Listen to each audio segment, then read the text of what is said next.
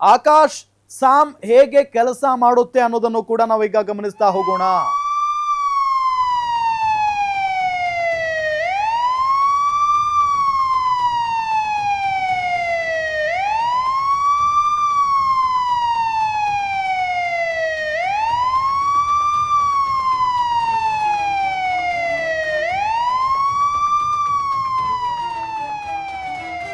Pakistani drone ಕ್ಷಿಪಣಿಗಳನ್ನ ಹೊಡೆಯುತ್ತಿರುವ video ಬಿಡುಗಡೆ ಆಗಿದೆ. 45ರಿಂದ 70 kilometre ದೂರದಲ್ಲೇ drone missile ಹೊಡೆಯುವ ತಂತ್ರಜ್ಞಾನ ಇದು.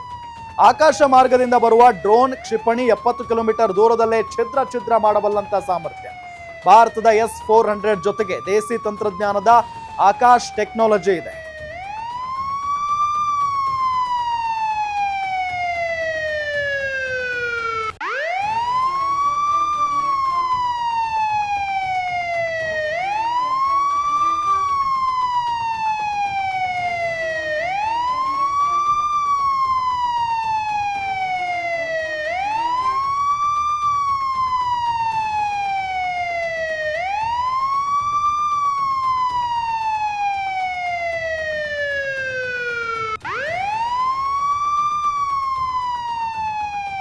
ಇದು ಹೆಮ್ಮೆಯ ವಿಚಾರ ಅಂದ್ರೆ ದೇಸಿ ತಂತ್ರಜ್ಞಾನದ ಟೆಕ್ನಾಲಜಿ ಇದು. ಆಕಾಶ್ ಸುದರ್ಶನ 400 ಅಷ್ಟೇ ಅಲ್ಲ, ಆಕಾಶ್ ಸಾಮ್ ಹೇಗೆ ಕೆಲಸ ಮಾಡುತ್ತೆ ಅನ್ನೋದನ್ನ ಗಮನಿಸ್ತಾ ಹೋಗೋಣ.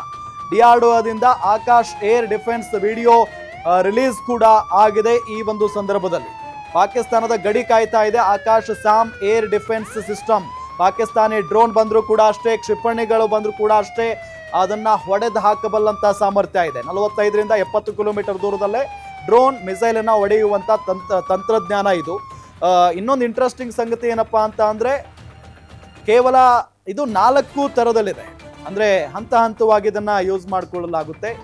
ಒಂದು 40ರಿಂದ 40 ಕಿಲೋಮೀಟರ್ ದೂರದಲ್ಲಿ ನಾವು ಹೊಡೆದು ಹಾಕಬಲ್ಲಂತ ಸಾಮರ್ಥ್ಯ ಒಂದಕ್ಕಿದ್ರೆ, ಅದಾದ ನಂತರ 60 ಕಿಲೋಮೀಟರ್ ದೂರದಲ್ಲಿದ್ರೂ ಕೂಡ ಹೊಡಿಬಹುದು. ಅದಾದ ನಂತರ ಫೈನಲಿ 300ರಿಂದ 400 ಕಿಲೋಮೀಟರ್ ದೂರ ಇದ್ರೂ ಕೂಡ ಹೊಡೆದಾಕಬಲ್ಲಂತ ಸಾಮರ್ಥ್ಯ ಇರುವಂಥದ್ದು. ಇದು ಹೆಮ್ಮೆಯ ಸಂಗತಿ. ಏನಪ್ಪಾ ಅಂದ್ರೆ, ಇದು ದೇಸಿ ನಿರ್ಮಿತ ಒಂದು system, air defence system. Akash ಸಾಮ್ ಏರ್ ಡಿಫೆನ್ಸ್ ಸಿಸ್ಟಮ್ ಅಂತ ಹೇಳಿ ಇದನ್ನ ಕರೀತಾರೆ.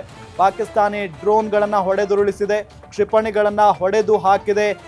ಆ ಒಂದು ವಿಡಿಯೋವನ್ನ ಈಗಾಗಲೇ DRDO ಬಿಡುಗಡೆ ಮಾಡಿರುವುದು. ಆ ವಿಡಿಯೋವನ್ನ ಕೂಡ ನಿಮಗೆ ತೋರಿಸ್ತಾ ಇದ್ದೀವಿ.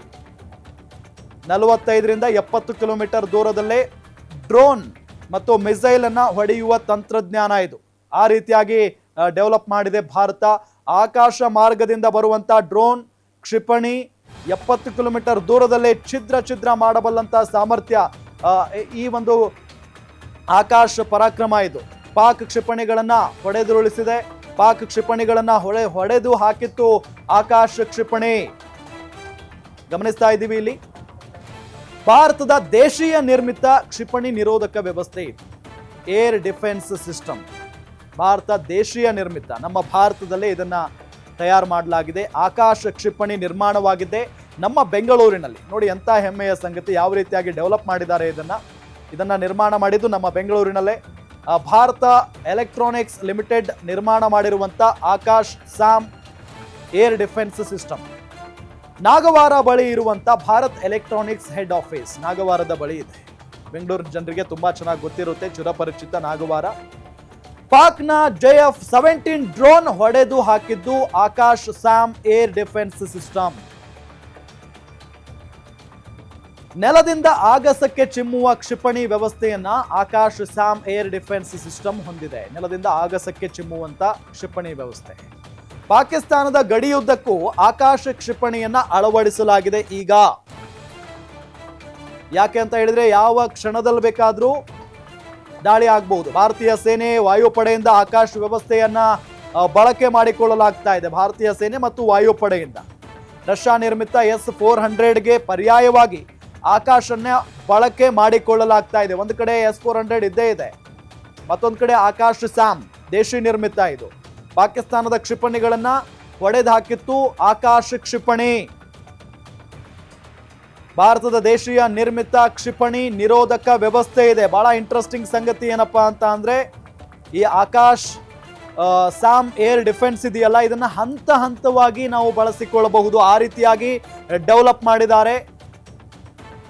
ಅದು ಕೂಡ ನಮ್ಮ ಬೆಂಗಳೂರಿನಲ್ಲಾಗಿರೋದು. ಭಾರತ ಎಲೆಕ್ಟ್ರಾನಿಕ್ಸ್ ಲಿಮಿಟೆಡ್ ಈ ಒಂದು Akash Sam air defence system ಅನ್ನ ಏನು ನಿರ್ಮಾಣ ಮಾಡಿರೋದು. ನಾನೀಗಾಗಲೇ ಹೇಳಿದ ಹಾಗೆ ಇಂಟ್ರೆಸ್ಟಿಂಗ್ ಸಂಗತಿ ಏನಪ್ಪಾ ಅಂತ ಅಂದ್ರೆ, ಈ ಒಂದು ಆಕಾಶ್ ಏರ್ ಡಿಫೆನ್ಸ್ ಸಿಸ್ಟಮ್ ವಿಚಾರಕ್ಕೆ ಸಂಬಂಧಪಟ್ಟಂತೆ ಇದನ್ನ ಹಂತ ಹಂತವಾಗಿ ನಾವು ಬಳಸಿಕೊಳ್ಳಬಹುದು. 40 ಕಿಲೋಮೀಟರ್ ದೂರ ಇದ್ರೂ ಕೂಡ ಆ ಮಿಸೈಲ್ ಅನ್ನ ಗುರುತಿಸಿ ಅದನ್ನ ಹೊಡೆದು ಹಾಕಬಲ್ಲಂತ ತಾಕತ್ತಿದೆ. ಅದಾದ ನಂತರ 70 ಕಿಲೋಮೀಟರ್ ದೂರ ಇದ್ರೂ ಕೂಡ ಆ ಮಿಸೈಲ್ ಅನ್ನ ಗುರುತಿಸಿ ಹೊಡೆದು ಹಾಕಬಲ್ಲಂತ ಒಂದು ಸಾಮರ್ಥ್ಯ ಇದೆ. ಹೀಗೆ 300ರಿಂದ 400 ಕಿಲೋಮೀಟರ್ ದೂರದಲ್ಲಿದ್ದಂಥ ಮಿಸೈಲ್ ಅನ್ನ ಗುರುತಿಸಿ ಅದನ್ನ ತಡೆ ಹಿಡಿದು ಅದನ್ನ ಉಡಾಯಿಸಬಲ್ಲಂತ ತಾಕತ್ತು ಈ ಒಂದು ಆಕಾಶ್ ಸ್ಯಾಮ್ ಏರ್ ಡಿಫೆನ್ಸ್ ಸಿಸ್ಟಮ್ಗಿದೆ.